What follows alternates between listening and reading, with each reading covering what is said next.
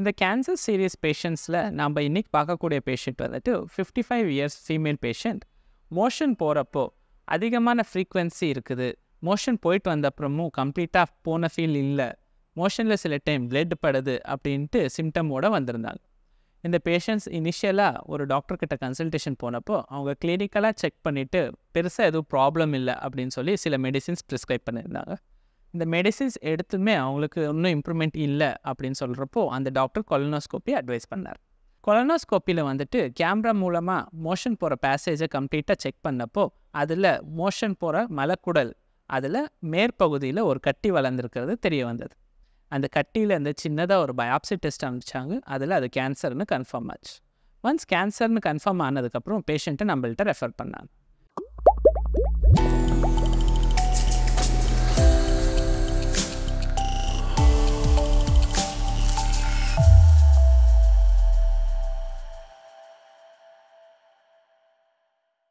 வணக்கம், நான் doctor Dayanand Srinivasan, cancer surgeon.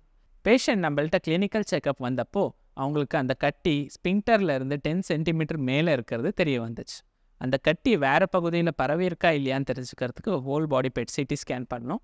அந்த பெட் சிடி ஸ்கேனில் வேறு எங்கேயும் பரவாமல் சில நெறிக்கட்டிங்களுக்கு மட்டும் பரவி இருக்கிறது தெரிய வந்துச்சு. இதை நம்ம ஸ்டேஜ் 3 ரெக்டல் கேன்சர்னு சொல்லுவோம், அல்லது லோக்கலி அட்வான்ஸ்டு ரெக்டல் கேன்சர்னு சொல்லுவோம். இந்த ஸ்டேஜில் நாங்கள் பேஷண்ட்டுக்கு வந்துட்டு கீமோ ரேடியேஷன் அட்வைஸ் பண்ணோம்.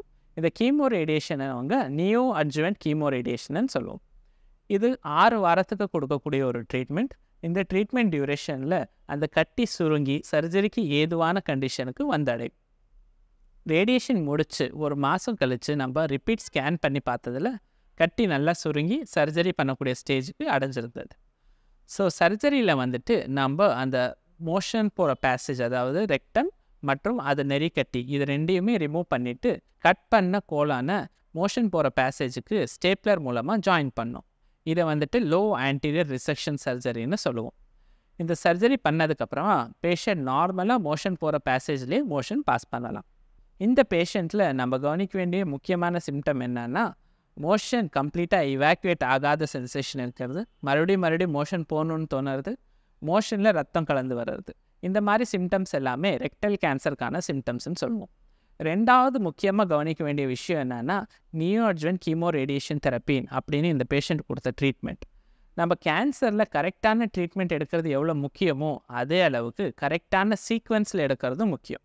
நார்மலாக மலக்குடல் கேன்சர் லோக்கலாக அட்வான்ஸ் ஆகிருந்துச்சுன்னா நம்ம சர்ஜரி பண்ண மாட்டோம். ஃபர்ஸ்ட் கீமோ ரேடியேஷன் கொடுக்கறது மூலமாக அந்த கட்டியை சுருக்குனதுக்கப்புறம் தான் சர்ஜரி பண்ணணும். இதோட அட்வான்டேஜ் என்னன்னா, ரிக்கரன்ஸ் ரேட்டுன்றது கம்மியாக இருக்கும். அடுத்து பேஷண்ட்டுக்கு சர்ஜரி பண்ணி ரேடியேஷன் செலுத்தும் போது பேஷண்ட்டுக்கு அதுக்கான சைடு எஃபெக்ட்ஸுமே அதிகமாக இருக்கும். இந்த மாதிரி டைமில் பேஷண்ட்டுக்கு வந்துட்டு கரெக்டான சீக்வன்ஸில் ட்ரீட்மெண்ட் எடுக்கிறது மூலமாக நம்ம க்யூர் ரேட்டை பெட்டராக கொடுக்க முடியும். மோஸ்ட் ஆஃப் த டைம் பேஷண்ட்ஸ்க்கு கேன்சர்னு தெரிஞ்சதுக்கப்புறமா ஃபஸ்ட்டு சர்ஜரி பண்ணி அதை ரிமூவ் பண்ணணுன்ற தவறான புரிதலில் இருப்பாங்க.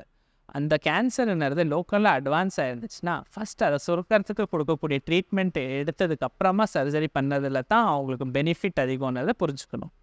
சரியான ட்ரீட்மெண்ட் எடுக்கிறது எவ்வளோ முக்கியமோ அதே மாதிரி சரியான சீக்வன்ஸில் எடுக்கிறது ரொம்ப முக்கியம். நன்றி.